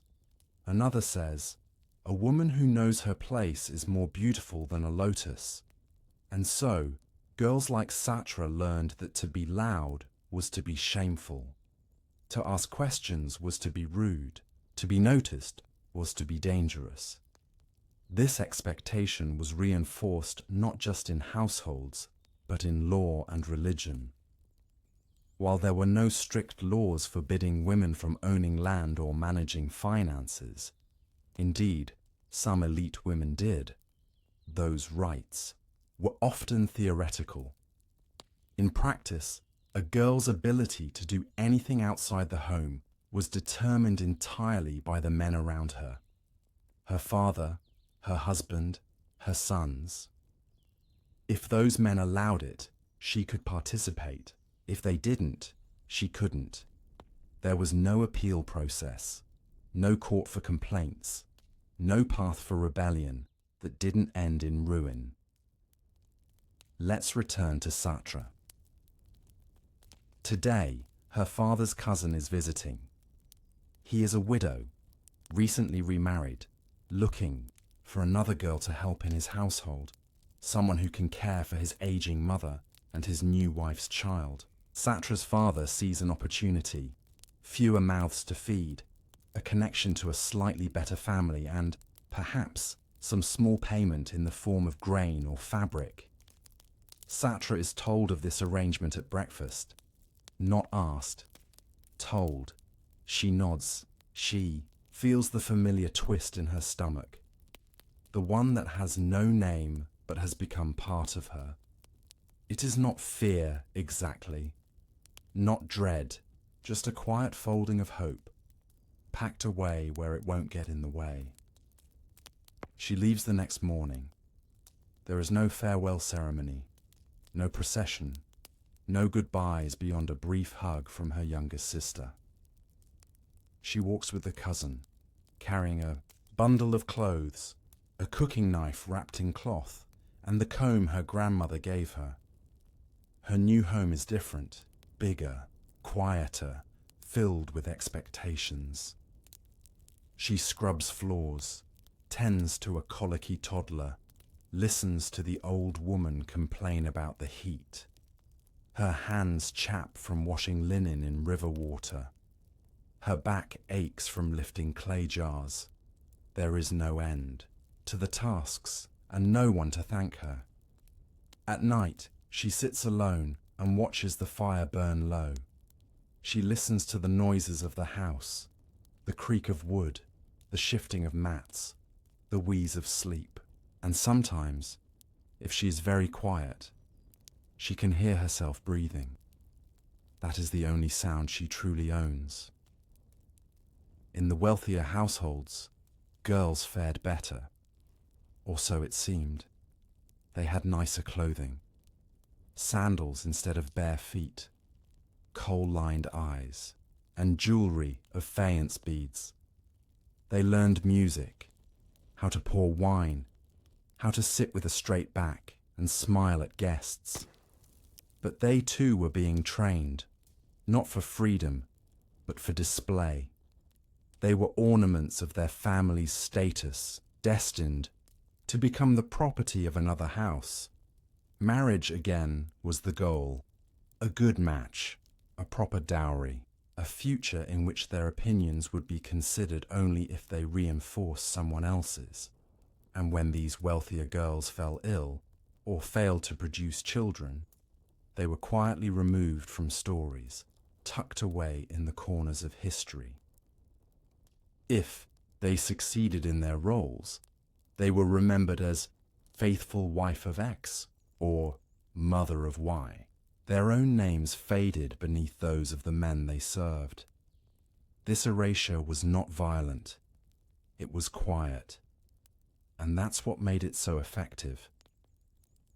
Even in death, girls were marginalized. Men were buried with their titles. Scribe of the royal granary, commander of the southern armies, overseer of the boatmen. Women, even those of status, were usually buried with titles like mistress of the house, which sounds like authority until you realize it meant they were in charge of household goods, not decisions. But not every woman vanished. A few left marks. Some scratched their names on tomb walls. Others left graffiti near temples, small prayers, asking for health or children or forgiveness. These fragments survive, barely. And in them, we hear their voices, thin, cracking, but real. One says, I, Satya, wife of Pema, ask the gods for justice. He has wronged me. Another says, let the goddess protect my daughter. She is all I have left. These are not stories of queens, not proclamations of power, just raw, small truths. Back in the narrow alleys of Memphis and Thebes, girls continued their lives in long, unbroken lines. They baked, they sewed, they bled, they bore children, they died early, and all the while they passed down wisdom in whispers. How to soothe burns with goat fat, how to mend torn linen without it showing, how to hide pain until the door closes behind you. There was no ceremony for this knowledge, no scrolls, no credits, just endurance, passed like thread from one hand to the next. And that endurance became the invisible scaffold of civilization, because without it, the temples wouldn't have been cleaned, the grain wouldn't have been ground, the soldiers wouldn't have had shirts or sandals or songs. Girls were the ghost labor of empire, seen, used, forgotten, and still they persisted. And as we sit now, centuries later, surrounded by silence, let us honor that. Let us remember the girl who rose before the sun, only to sleep beside the fire, whose name we don't know, whose story was never carved, but whose life mattered. Let your breath slow, let your thoughts drift, and let the quiet strength of those unseen hands hold you gently. The morning haze lifts slowly over the marshlands near the Nile. Birds skim the surface, catching insects in the still air. Somewhere behind a thicket of palm trees, a group of girls gathers beside the river, their tunics damp from washing clothes. Their hands move in practiced rhythm, scrub, wring, rinse, repeat. The conversation is sparse, mostly whispers, broken by soft laughter that quickly fades when footsteps approach. This is the only hour they can speak freely, and even then, they speak carefully. In ancient Egypt, the line between duty and danger was thin. A girl could be punished not just for what she did, but for what someone thought she might do. A glance, a smile, a gesture held too long. Anything could be misinterpreted. And once a girl's reputation was questioned, her worth in the eyes of others diminished instantly. Virginity was not just a moral standard, it was a transaction, a form of value. For elite families, maintaining a daughter's purity meant locking her away behind courtyards and veils until she was ready for marriage. For working class families, it meant constant supervision, whispered warnings, and swift discipline. There was no such pressure for boys. A boy could boast of his exploits. A girl could be cast out for a rumor. Some girls managed to bend these rules, quietly. In desert villages far from the temples, a few learned how to read herbal symbols or mix simple tinctures. Their knowledge came from grandmothers and wet nurses, passed secretly, often at night. These girls became midwives, healers, or even assistants to temple women. But they were careful never to show off. Being useful was safer than being smart. Those with no special skill simply endured. Let us follow one of them now, a girl named Bakit. She was born in a cattle herding community near the city of Abydos. Her father managed a small herd for a local estate, and her mother wove mats to sell in the city square. Bakit had 3 siblings, but she, as the eldest daughter, bore the brunt of the household labor. She fetched water. She cleaned dung from the animal pens. She watched her younger siblings, even when she was still a child herself. She was never sent to school. There was no need, her father said. Yet she was observant. She knew how to track the river's moods. She could sense storms. From the way frogs croaked at dusk, she remembered the order of stars in the sky. Still, this knowledge had no name, no status. When she was 12, she began her first bleeding. There was no celebration, only a quiet conversation with her mother, who handed her a stack of old linen and said, "Keep it hidden." That was the end of childhood. Now she was a woman. That meant avoiding certain men. It meant covering her shoulders. It meant being blamed for things she couldn't control. Once, while carrying reeds back from the fields, a group of boys jeered at her. She looked away, said nothing, but later, one of the boys told others that she had smiled at him. The story grew. Her mother slapped her. Her father refused to speak to her for days. No one asked what had really happened. Because girls were not expected to have their own truths, only to reflect the expectations of others. Beckett remained in her home, but her name was no longer spoken kindly in the community. A year later, she was married off to a widower with 3 children. He needed someone to run the house, and she needed protection from rumor. That's how many marriages began, not with love or even necessity, but with damage control. Beckett moved into the man's home and learned to raise children who weren't hers. She did not speak much. She did not complain. But inside, she built a small world of memory. She remembered the frogs, the reeds, the stars. She whispered their names to herself when no one was listening, and in that private naming, she remembered who she had been before the world pressed her into shape. This ability to remember, to preserve an internal life, was how so many Egyptian girls survived. They were expected to be one thing, but many were two. One outward self, obedient, quiet, skilled. One inner self, dreaming, grieving, hoping. Sometimes these inner selves wrote prayers. In Deir el-Medina, the workers' village near the Valley of the Kings, archaeologists found small ostraca, limestone shards used like notepads. On them, in delicate strokes, were private messages. One reads, "Let the gods know I have done my work. Let me rest." Another, "I ask Hathor not for riches, but for peace of mind." These are not the voices of pharaohs. These are the voices of girls, women, mothers, sisters. And they ask not for glory, but for relief. Relief from pain, from pressure, from a life lived without choice. Even the goddesses understood this suffering. Hathor, goddess of joy and love, was also known to withdraw into the desert when she was heartbroken.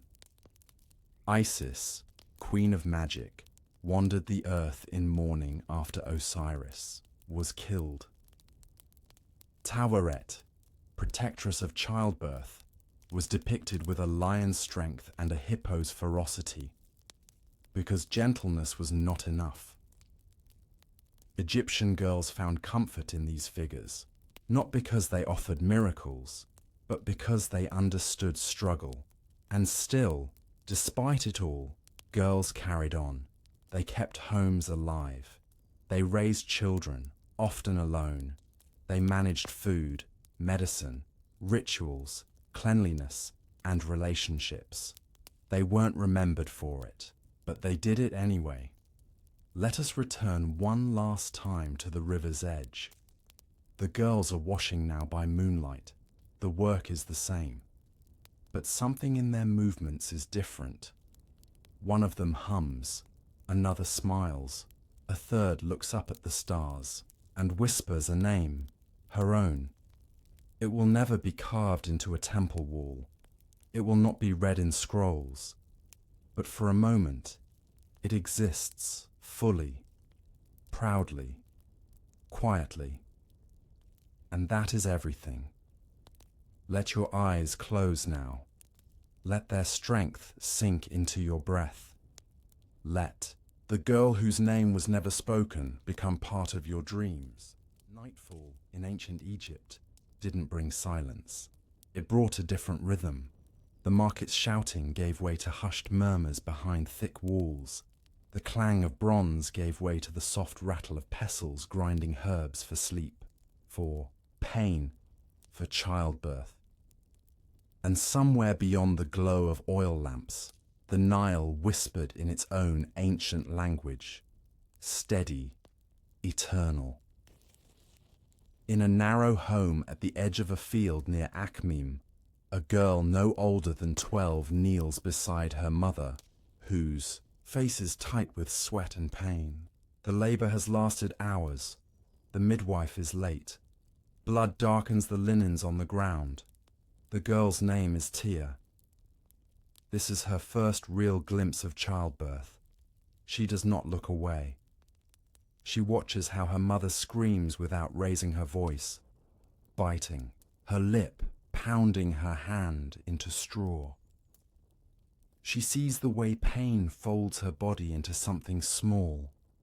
She sees the fear, the risk, and something shifts in her understanding of what it means to be a woman. Until now, womanhood had been an abstract line.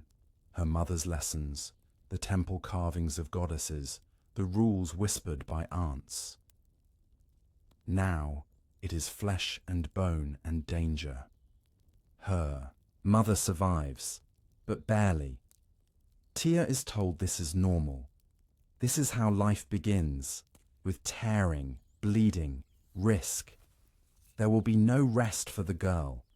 Her mother is too weak to cook. So Tia begins to handle the household.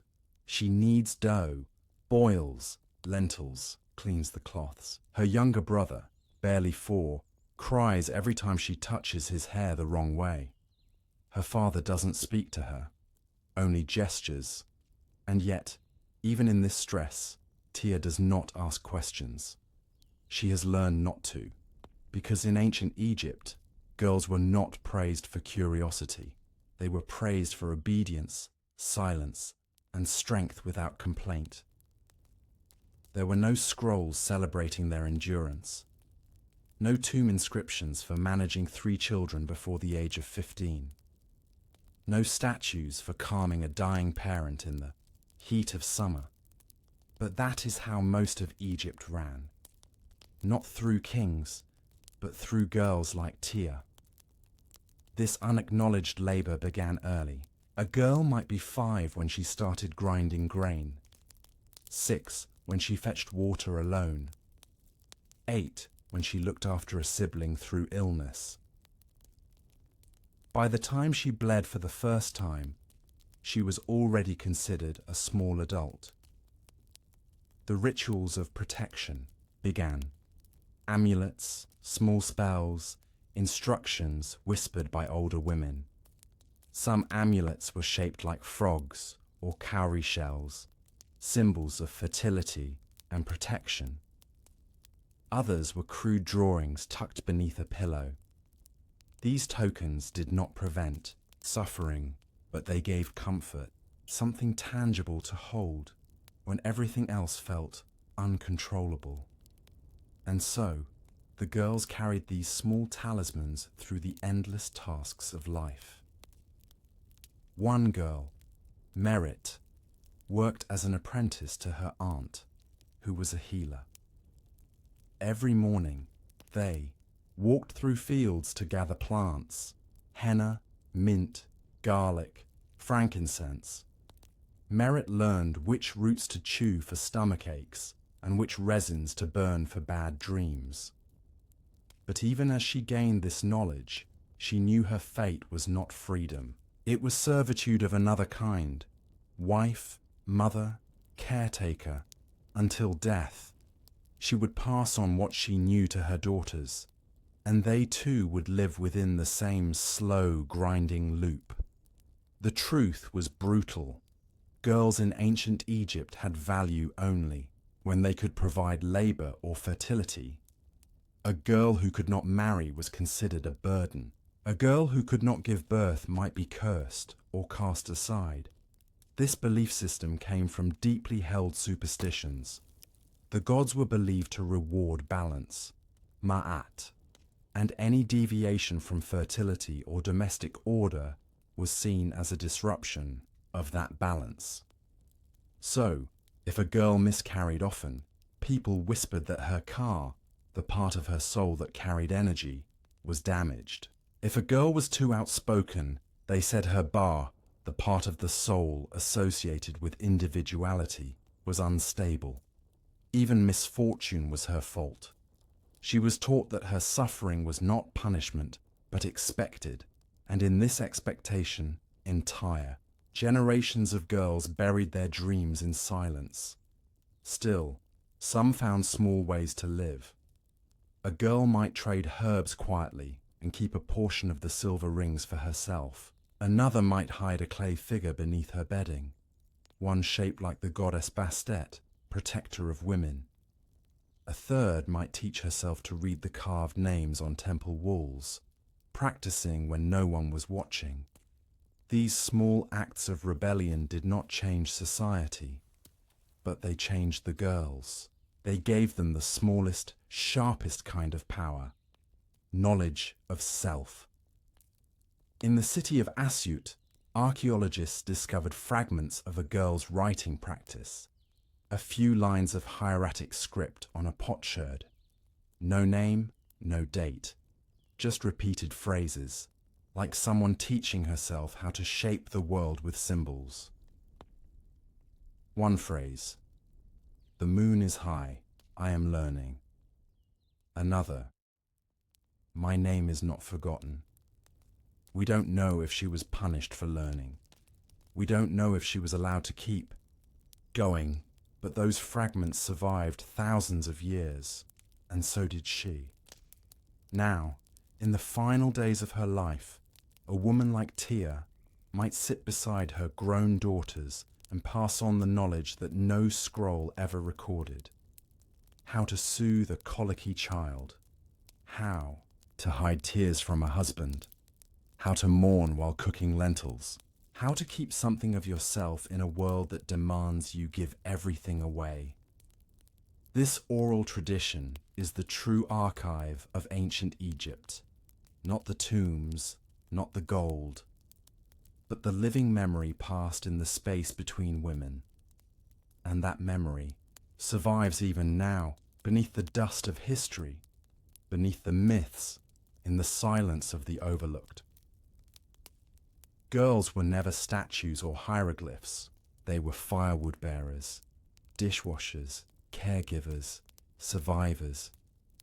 They were always tired, always necessary, always invisible, until now. Let us close our eyes and walk beside them for a while. Let us see their hands, their backs, their feet. Let us feel the wear in their bones and the strength in their stillness. Let them rest finally in our thoughts. Let them be more than forgotten. The sun rises again over the Nile, just as it has done for thousands of years. Its reflection catches on the surface of the water like gold scattered across a mirror, and the soft hiss of wind through reeds sounds like breath, like memory. But for the girls of ancient Egypt, this day, like all others, begins not with poetry, but with labor. And in this final part, we walk with them, quietly, respectfully, through the final truths of a life lived in the margins of power. In a small village tucked near the banks of the Fayum, a girl named Henut wipes the sleep from her eyes. She is already tired, even before the first light has broken fully across the floor. Her sleep was broken by the cries of a sick infant and the snores of her older brother, who is not expected to help with anything yet. Henut's arms ache from carrying water the day before. Her fingers are cracked from crushing barley. And her mind, though still young, carries a weariness far older than her years. This is not unique. Henut is one of millions, unnamed, unpainted, uncelebrated, who lived, worked, endured, and died in service to everyone else's life. She will not be carved into temple walls. She will not be buried with gold. She will be remembered only for her silence, for her survival, and perhaps, in the minds of a few daughters, for her warmth in the few moments of rest. Let us look, one last time, at the world that shaped her. In the cities, temples rose to praise gods and pharaohs, male and female alike.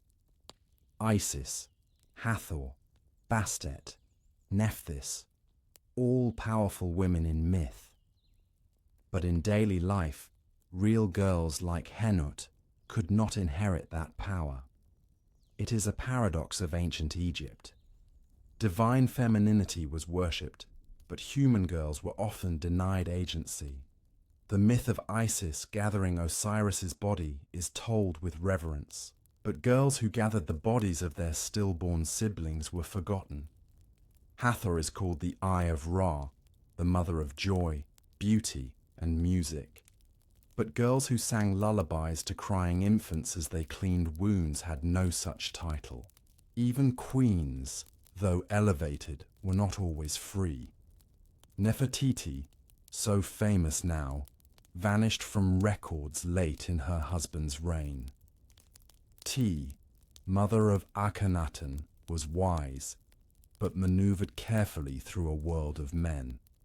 And Hatshepsut, one of the few female pharaohs, had to disguise herself in male regalia just to rule without backlash.